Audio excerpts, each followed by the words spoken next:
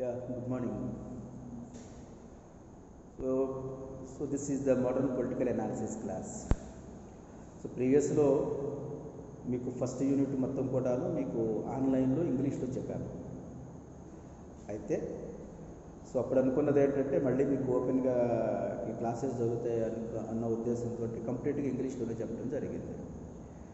అయితే ఇంచుమించు ఆల్మోస్ట్ ఇప్పుడున్న పరిస్థితిని బట్టి చూస్తే ఏమవుతుందంటే ఈ థర్డ్ సెమిస్టర్ అంతా కూడా ఇంచుమించు ఆన్లైన్లోనే అయిపోయేటట్టుగా ఉంది. కాబట్టి సో మీకు ఫస్ట్ యూనిట్ ఒకసారి నేను తెలుగులో బ్రీఫ్గా చెప్తాను.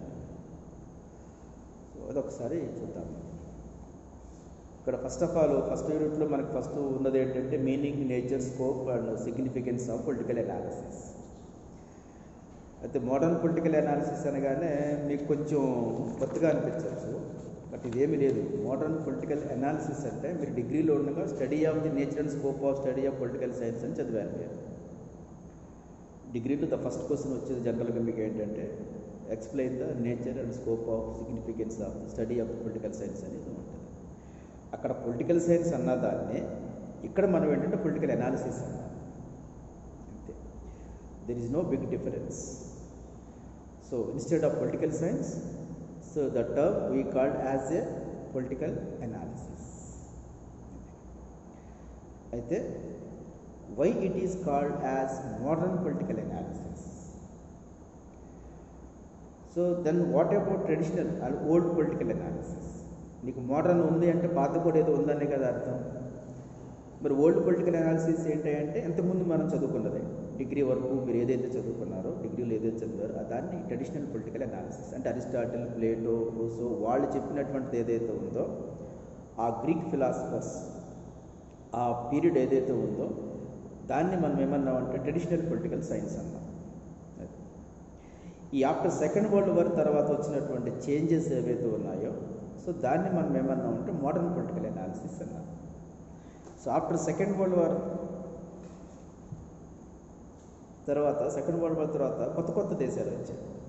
ఇండియా కూడా మనం సెకండ్ వరల్డ్ వార్ తర్వాత ఇండియా, పాకిస్తాన్, నేపాల్ ఇట్లా ఏషియన్ కంట్రీస్, యూరోప్లో చాలా దేశాలు రకరకాల కొత్త కొత్త స్టేట్స్ ఫామ్ అయ్యాయి. Surprisingly, different systems they adopted. Some states adopted capitalistic system, some communism, some socialism, some monarchism, some democracy, some parliamentary, some federal, some unitary. ఇట్లా ఒక్కొక్కటి అడాప్ట్ చేసుకున్నాయి. సో ఇటువంటి డిఫరెంట్ పొలిటికల్ సిస్టమ్స్ ఉన్నప్పుడు మనం ఏది మంచిదని చెప్తాం? How can we say which is the best one? So then there is a need to focus on all the political systems, the major political systems what we have. అందరి దగ్గర అన్ని దేశాలు ఒకే political system అనుకోండి, పెద్దగా ఏమీ ఇది లేదు. మీకు చెప్పాను, కమ్యూనిజం తీసుకున్న రష్యా డెవలప్డ్ కంట్రీ అయింది, అమెరికా కూడా డెవలప్డ్ కంట్రీ అయింది. క్యాపిటలిజం అంటే పూర్వపు సోవియట్ యూనియన్ తీసుకుంటే రెండు సూపర్ పవర్స్గా ఉంటాయి. మరి క్యాపిటలిజం అడాప్ట్ చేసుకున్న అమెరికా కూడా సూపర్ పవర్గా ఉండి క్వైట్ ఆపోజిట్, క్యాపిటలిజానికి క్వైట్ ఆపోజిట్గా ఉన్న రష్యా కూడా సూపర్ పవర్గా ఉన్నప్పుడు ఇది మంచిది కాదని మనం ఎలా చెప్పగలం? అది సో కాబట్టి ఇక్కడ ఇప్పుడు బ్రిటిష్ ఉందనుకోండి, monarch system, democracy, monarch and parliamentary system. మన దగ్గర monarch, republic, democratic, parliamentary system. Sri Lanka ఉందనుకోండి, federal system. Britain unitary system, America federal system, Nepal monarchism, మొన్నటి వరకు రాజు పరిపాలించేవారు. అరబ్ కంట్రీస్ ఇంకా కొంతమంది కింగ్సే అడ్మినిస్ట్రేషన్ చేస్తున్నారు. ఇట్లా సో డిఫరెంట్ పొలిటికల్ సిస్టమ్స్ ఉన్నాయి. సో ఈ పొలిటికల్ సిస్టమ్స్ అన్నింటినీ కూడా మనం స్టడీ చేయడం, that is called as modern political analysis. అయితే ట్రెడిషనల్ పొలిటికల్ అనాలిసిస్ అంటే పాత ఈ అరిస్టాటిల్, ప్లేటో ఎస్పెషల్లీ వాళ్ళు చెప్పిన టైంలో ఏంటంటే పొలిటికల్ సైన్స్ యొక్క స్కోప్ చాలా లిమిటెడ్గా ఉండేది. The scope of the political science was very limited in ancient period. అంటే just the political science focused on only దేని మీద ఫోకస్ చేసేది? కేవలం స్టేట్ అంటే ఏంటి, గవర్నమెంట్ అంటే ఏంటి, కాన్స్టిట్యూషన్ అంటే ఏంటి, జస్ట్ ఇవి మాత్రమే ఫోకస్ చేసేది. అంతేగాని అంతకు మించి వేరే కొత్త కాన్సెప్ట్స్ కానీ వేరే దాని మీద ఏమి ఉండేది కాదు. అరిస్టాటిల్ ఏం చేశాడు? ఓన్లీ కాన్స్టిట్యూషన్స్ స్టేట్ మాత్రమే అతను స్టడీ చేశాడు. ప్లేటో కూడా ఐడియల్ స్టేట్ గురించి మాత్రమే చెప్పాడు. అలాగే మెకావెల్లీ కూడా కింగ్ ఎలా ఉండాలి, రాజు ఎలా ఉండాలి, మరి అడ్మినిస్ట్రేషన్ ఎలా ఉండాలి అని చెప్పాడు. సో ఇఫ్ యు టేక్ అలాగే హాబ్స్ లా, రూసో వీళ్ళు సోషల్ కాంట్రాక్ట్, స్టేట్ ఎలా ఆరిజిన్ ఎలా అయింది అనేది చెప్పారు. అంటే ఆ స్టేట్ దాటి బయటకు రావట్లేదు వాళ్ళు, లేదా గవర్నమెంట్. సో అరిస్టాటిల్ దాదాపు 150 ఏమో కాన్స్టిట్యూషన్స్ అతను స్టడీ చేశాడు, గవర్నమెంట్ స్టడీ చేశాడు. అంటే స్టేట్ గవర్నమెంట్ ఈ రెండు దాటి బయటికి రావట్లేదు వాళ్ళు. So the scope is very limited. అలా లిమిటెడ్ స్కోప్లో ఉన్నప్పుడు మనం చదవాలంటే కొంచెం ఇబ్బందిగా ఉంటుంది. అది కాదు పొలిటికల్ సైన్స్ అంటే. ఇప్పుడు మారుతున్నటువంటి పరిస్థితుల్లో ఇంటర్నేషనల్ రిలేషన్స్ కూడా ఇట్ కవర్ చేస్తుంది. It covers not only the local government and all these things, international organisations. It deals about international relations and world systems అన్నిటి గురించి కూడా ఇది మాట్లాడుతుంది. That means the scope is expanded. అది కాకుండా ఇంకో ముఖ్యమైన విషయం ఏంటంటే, ఇక్కడ మోడర్న్ పొలిటికల్ అనాలిసిస్ అని ఎందుకు అంటున్నామంటే, అసలు ఏ ఏ విషయాలు ఈ పొలిటికల్ సిస్టంలో ఇన్వాల్వ్ అయ్యి ఉన్నాయి. అంటే ఇదివరకు మనకి ఏదైనా హెల్త్ ప్రాబ్లం వచ్చిందనుకోండి, ఒక డాక్టరే ఉండేవాడు. ఆయనే అన్నిటికీ చెవులో వచ్చినా, ముక్కులో వచ్చినా, కడుపులో వచ్చినా, ఏదో వచ్చినా ఆయనే చూసేవాడు, ఏదో చేసేవాడు. అఫ్కోర్స్ క్యూర్ అయ్యేది తర్వాత సంగతి అది, బట్ ఒకే డాక్టర్ ఉండేవాడు, చేసేవాడు. బట్ ఇప్పుడు టెక్నాలజీ పెరిగిన తర్వాత ఏమైంది, ఒక్కొక్క దానికి ఒక్కొక్క స్పెషలిస్ట్ వచ్చారు. బాడీని రకరకాలుగా ఇది చేస్తున్నారు, స్కానింగ్ అంటున్నారు, ఈసీజీ అంటున్నారు, ఎక్స్రే అంటున్నారు. ఒకప్పుడు ఎక్స్రే ఒకటే ఉండేది. సో ఇప్పుడు స్కానింగ్, ఈసీజీలకి ఇంకా రకరకాల వచ్చాయి కదా. అంటే ఒక్కొక్కటే సపరేట్ చేసుకుంటూ they focused on the minute things also. Each and every is so focused by everything is countable, everything is, so we can identify, we can test it, we can see it, we can so do something. So మనం body సిస్టంలో ఉన్న దాన్ని ఎలా అయితే ప్రతి దాన్ని మనం ఏదో ప్లాస్మా మార్చడం అంటున్నారు, అదంటున్నారు, ఇదంటున్నారు, రకరకాలుగా దాన్ని అతలాకుతలం చేసి ఇది చేస్తున్నారు. అలాగే పొలిటికల్ సిస్టమ్ను కూడా ఏ ఏ అంశాలు ఇన్ఫ్లుయెన్స్ చేస్తున్నాయి, అసలు what things involved in the political system, what are the things influences, ఏ అంశాలు ఈ పొలిటికల్ సిస్టమ్ని ఇన్ఫ్లుయెన్స్ చేస్తున్నాయి. స్టేట్ అంటే ఏంటి, గవర్నమెంట్ ఏంటి, ఏదో 4 లక్షణాలు చదువుకోవటం కాదు. So what are the main things involved in the political system. So this is the modern focus. ఈ ఆల్మండ్ అండ్ పోవెల్, తర్వాత బ్లన్ష్లీ, తర్వాత డేవిడ్ ఈస్టర్, వీళ్ళు కొత్త వాళ్ళు ఎప్పుడైతే వచ్చారో, సో వాళ్ళు దీన్ని మరో కోణంలో చుట్టూ మొదలుపెట్టారు పొలిటికల్ సైన్స్. అలాగే దీన్ని ఇంటర్డిసిప్లినరీ అప్రోచ్ ఎప్పుడైతే స్టార్ట్ అయిందో, అప్పుడు వేరే వాళ్ళు కూడా దీనివైపు చుట్టూ మొదలుపెట్టారు. సోషియాలజీ, ఆంథ్రోపాలజీ, సైకాలజిస్టులు also. So they focused on political science and they have seen the things in their perspective. అంటే సైకలాజికల్ దృష్టితో ఒక రకంగా ఈయనెత్తుగా అలా బిహేవ్ చేస్తున్నారు. Why Modi is doing like this, why Trump is doing like this, లేకపోతే అతను ఎట్లా, ఇతను ఎట్లా, ఎందుకు అట్లా చేస్తున్నారు. అంటే సైకలాజికల్ ఫ్యాక్టర్స్ కూడా కొంతవరకు ఉంటాయి. హిట్లర్, ముస్సోలినీ, లేకపోతే Abraham Lincoln, something you take any leader. So for everybody influenced by something, some psychological factors కూడా ఉంటాయి ఇక్కడ. ఈ పెళ్లిగారు వాళ్ళందరూ ప్రధానమంత్రులు, ముఖ్యమంత్రులు ఉన్నారనుకో, వాళ్ళ అడ్మినిస్ట్రేషన్ డిఫరెంట్గా ఉంటుంది. వాళ్ళకి ఇంటికి వెళ్ళాలని సంగతి తెలియదు, భార్య పిల్లలు ఉండరు, ఎంతసేపు వీడికి లేరు కాబట్టి ఎదుటికి లేదని అనుకుంటారు. నేను అది ఫేస్ చేశాను. నేను ఒక చోట పనిచేసేటప్పుడు, ఒక ఆయన దగ్గర ప్రాజెక్ట్ వర్క్ చేసేటప్పుడు, ఆయన రాత్రి 11 వరకు చూడడం ఉంటుంది. మేము హాస్టల్కి వెళ్ళాలి, బస్సులో ఉండవు, ఫుడ్ ఉంటుంది అన్న విషయం ఆయనకి అసలు మైండ్లో ఉండేది. సో అదే మ్యారీడ్ అనుకోండి, ఈ can understand the problems. Okay, employees వరకే ఉండాలి, ఇంటికి వెళ్ళాలి, వాళ్ళకి ఫ్యామిలీ ఉంది, పిల్లలు ఉన్నారు, వాళ్ళకి ప్రాబ్లమ్స్ ఉంటాయి, అవసరాలు ఉంటాయి, హాస్పిటల్ ఉంటుంది, ఖర్చులు ఉంటాయి. సో శాలరీస్ ఈ విధంగా ఉండాలి, లీవ్స్ ఈ విధంగా ఉండాలి, మనం అలా ఉండాలి, ఎలా ఉండాలి అని ఒక అవగాహన ఉంటుంది. ఈ పెళ్లి పెట్టాకలు లేని బ్యాచ్ కొంతమంది ఉన్నారు, వీళ్ళకి ఏమీ తెలియదు, అంటే వీళ్ళకి అలవాటు లేదు కూడా తెలియదు. సో వాళ్ళ ఇదిలోనే ఆలోచిస్తారు. So these are the factors. అది ఇక్కడ వాళ్ళకి అంత డబ్బులు ఎందుకులే, ఖర్చులు ఏమని అనుకుంటారు. ఒకడే ఉంటే పెద్ద ఖర్చు తక్కువ ఉండదు, బట్ పిల్లలు ఫ్యామిలీ ఉన్నప్పుడు వాళ్ళ ఎడ్యుకేషన్, హెల్త్ ఇవన్నీ ఉంటాయి కదా. So this is the psychological factors, psychological disorders, psychological factors కూడా ఇంక్రీజ్ చేస్తాయి. అలాగే సోషియాలజీ, యాంథ్రోపాలజీ. సో ఈ పర్స్పెక్టివ్లో చూసినప్పుడు పొలిటికల్ సైన్స్ యొక్క స్కోప్ ఎక్స్పాండ్ అవుతుంది. సో దీని యొక్క స్టడీ డిఫరెంట్గా ఉంటుంది. This is called as the modern political analysis. అంటే కంప్లీట్గా ఇది సెకండ్ వరల్డ్ వార్ తర్వాత దీని యొక్క నేచర్ ఆఫ్ ది స్టడీ అనేటువంటిది మారింది. సెకండ్ వరల్డ్ వార్ తర్వాత కొత్త కొత్త దేశాలు, కొత్త కొత్త సిస్టమ్స్, కొత్త కొత్త గవర్నమెంట్స్ వచ్చాయి కాబట్టి సో ఆ ప్రాసెస్లో దీని యొక్క స్టడీ అనేటువంటిది మారింది. సో ఏంటి ఇక్కడ అంటే కాంప్రహెన్సివ్ స్కోప్.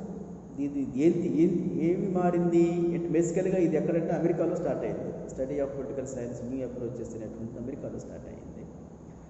సో ఏంటయ్యా వీడు చేసింది ఏంటంటే first of all basic principles ఏంటంటే మోడర్న్ పొలిటికల్ అనాలిసిస్ యొక్క ప్రిన్సిపల్స్ 4 ఉన్నాయి. ఫస్ట్ ఏంటంటే కాంప్రహెన్సివ్ స్కోప్. కాంప్రహెన్సివ్ స్కోప్ అంటే అన్ని విషయాలని మనం ఇందులో మిళితం చేసి చూడటం. నా గురించి తెలుసుకోవాలంటే కేవలం రాజశేఖర్ అనే వ్యక్తి పొలిటికల్ సైన్స్ లేకపోతే మోడర్న్ పొలిటికల్ అనాలిసిస్ పేపర్ చెప్తాడు అని ఒక్కటే కాకుండా నా గురించి మొత్తం తెలుసుకోవాలి. నేను వేరే సెమిస్టర్కి ఏ పేపర్లు చెప్తాను, నేను ఎక్కడ చదువుకున్నాను, ఏం చేస్తున్నాను, ఎక్కడ ఉంటున్నాను, ఏంటి అనేటువంటి మొత్తం విషయాలు తెలుసుకోవాలి. అంటే పొలిటికల్ సైన్స్లో కేవలం స్టేట్ గురించి, గవర్నమెంట్ గురించి మాత్రమే కాకుండా మెయిన్ థింగ్స్ ఏంటంటే ఇక్కడ power is the most important. ఏ దేశమైనా, ఏ గవర్నమెంట్ అయినా కానీ దేనికోసం ఇదంటే power. Yes, if you take local governments దగ్గర నుంచి ఇంటర్నేషనల్ వరకు తీసుకుంటే కూడా all things revolve around the power only, the struggle for power. Politics is nothing but of the struggle for the power. Jagan అయినా, చంద్రబాబు నాయుడు అయినా, పవన్ కళ్యాణ్ అయినా, మోడీ అయినా, ఎవరైనా సరే పవర్. సో ఆ పవర్ మీద కాన్సన్ట్రేట్ చేయాలి. స్టేట్ గురించి లేకపోతే స్టేట్ యొక్క లక్షణాలు దాని గురించి మాత్రమే కాదు. The power you have to focus on the concept. Comprehensive power రావటం గల కారణాలు ఏంటి, పవర్ని ఏ అంశాలు ఇన్ఫ్లుయెన్స్ చేస్తాయి, ఎట్లా తెచ్చుకుంటాం పవర్. సో ఇవన్నీ కూడా ఏంటంటే కాంప్రహెన్సివ్గా దాన్ని మనం స్టడీ చేయడం అనేటువంటిది ఫస్ట్ థింగ్. రెండోది ఏంటంటే రియలిజం, అంటే వాస్తవం మీద మనం బేస్ చేయాలి. ప్లేటో కానీ, అరిస్టాటిల్ కానీ వీళ్ళందరూ ఏం చెప్పారు, ఊహించి చెప్పారు. స్టేట్ ఇలా ఉంటే బాగుంటుంది, అలా ఉంటే బాగుంటుంది, ఎలా ఉండాలి అనేటువంటి ఒక వాల్యూ బేస్డ్ మీద చెప్పారు. ఇప్పుడు మన తాత ముత్తాతలు చెప్తారు ఇలా ఉండాలి, అలా ఉండాలి, అలా ఉండాలి. Based on their experience they tell something. Yes, but in ప్రాక్టికల్గా మనకు కుదరదు. వారం ముహూర్తాలు చూసుకొని అప్లికేషన్ పోస్ట్ చేయాలి, లేకపోతే అదంటే టౌన్లో అపార్ట్మెంట్లో ఉన్నప్పుడు ఆవుని ఆడ తీసుకొస్తే గృహప్రవేశానికి తీసుకురాలి.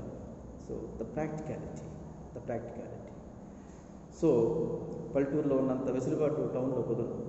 ఎక్కడ పడితే అక్కడ ఏది పడితే తినాలి, ఏది చేయాలి. సో రియలిజం అంటే ఇక్కడ ప్రాక్టికల్గా ఏం జరుగుతుంది, డెమోక్రసీ మంచిదని చెప్పుకుంటాం, బట్ ప్రాక్టికల్గా how it is possible, how far it is good for the society, how the people are enjoying the real democracy. So ఇది మనం చూడాలి, ప్రాక్టికాలిటీ.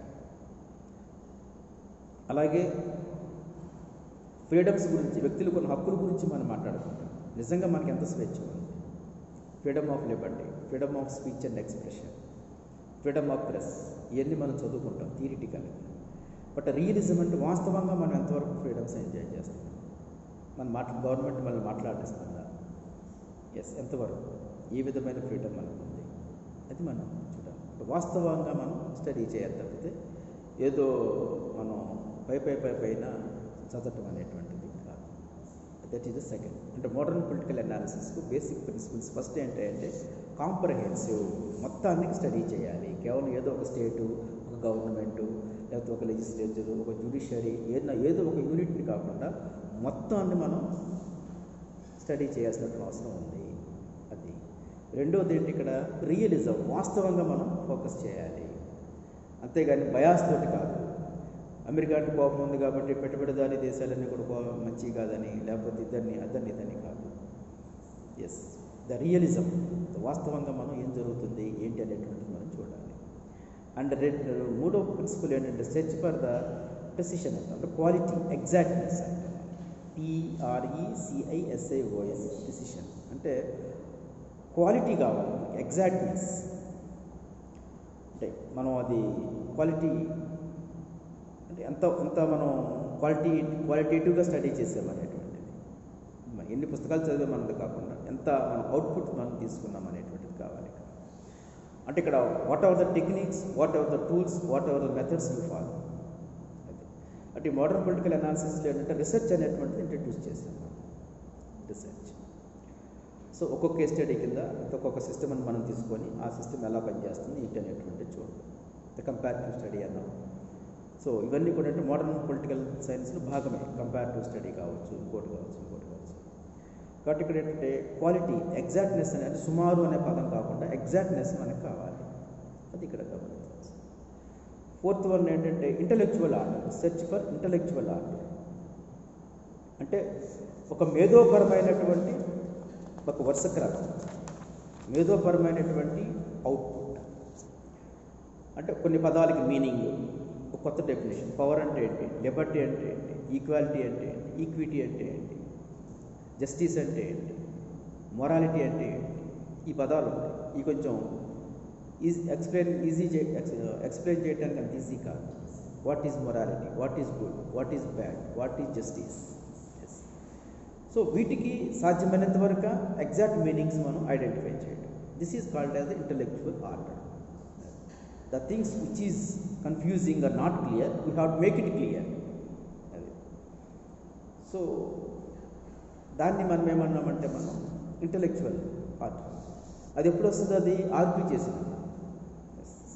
మంచి అంటే ఏంటి, నాకు ఇది మంచిది అనిపించవచ్చు, మీకు మంచిది అనిపించకపోవచ్చు. మన ఇద్దరి మధ్య ఆర్గ్యూ జరిగినప్పుడు లేదా నలుగురి మధ్య ఆర్గ్యూ జరిగినప్పుడు ఒక కంక్లూజన్కి వస్తాం. That is called as the intellectual output.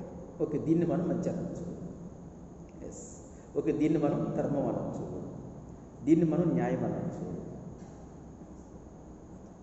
So ఇక్కడ ఈ విధమైనటువంటి అవుట్పుట్ తీసుకురావటాన్ని మనం ఏమన్నామంటే మనం intellectual order. That means searching for the meaning for the concepts and the things and search for the new concepts and new things also. So గమనించాల్సి. So ఇవి ఈ 4 కూడా మోడర్న్ పొలిటికల్ అనాలిసిస్లో ఉన్నటువంటి బేసిక్ ప్రిన్సిపల్స్. సో అది ఇక్కడ గమనించాల్సింది. So అంటే traditional డెఫినేషన్లు, modern definitions మీకు చూస్తే ఈ డిఫరెన్స్ అనేటువంటిది మీకు అర్థమవుతుంది. సో ట్రెడిషనల్ డెఫినేషన్స్ చూస్తే మీకు పొలిటికల్ సైన్స్ అన్ని కేవలం స్టేట్ గురించి, గవర్నమెంట్ గురించి లేదా కాన్స్టిట్యూషన్ గురించో వెరీ లిమిటెడ్ విషయాల గురించి మాత్రమే డిస్కస్ చేస్తుంది. బట్ మోడర్న్ డెఫినేషన్స్ కనుక మీకు ఇచ్చిన మెటీరియల్లో మీరు చూస్తే ఈ మోడర్న్ పొలిటికల్ అనాలిసిస్ అనేటువంటిది power, authority, influence, international relations, ఇట్లా కొత్త కొత్త అంశాలన్నీ కూడా ఇందులో మనకి కనిపిస్తాయి. ముఖ్యంగా పవర్ అంటే ఏంటి, అథారిటీ అంటే ఏంటి, ఇన్ఫ్లుయెన్స్ అంటే ఏంటి, సో డెసిషన్ మేకింగ్ థియరీ అంటే ఏంటి, సిస్టమ్స్ అప్రోచెస్, ఇవన్నీ కూడా మనకి ఈ మోడర్న్ పొలిటికల్ అనాలిసిస్లో ఉన్నటువంటి అంశాలు. సో ఇది ఒక చిన్న ఇంట్రడక్షన్ అనమాట. సో ఇది అర్థమైంది, అర్థం కదా, అవి క్లియర్. సో అంటే మోడర్న్ అంటే కొత్తగా ఇప్పుడు వచ్చినటువంటి కొత్త కొత్త అంశాలన్నింటినీ కలిపి మనం చదువుకుంటాం. అది ఒక న్యూ మెథడ్లో, న్యూ అప్రోచ్లో పొలిటికల్ సైన్స్ని స్టడీ చేయడం, అది ఇక్కడ మనం గమనించాల్సిన విషయం. అంటే థియరీ ఒక రకంగా ఉంటుంది, ఫ్యాక్ట్స్ ఒక రకంగా ఉంటాయి. సో అవన్నీ మనం నెక్స్ట్ క్లాస్లో చదువుతాం. సో ఇది ఇంట్రడక్టరీ పార్ట్. సో రేపు వేరే అంశాల గురించి డిస్కస్ చేస్తాం. అవి క్లియర్.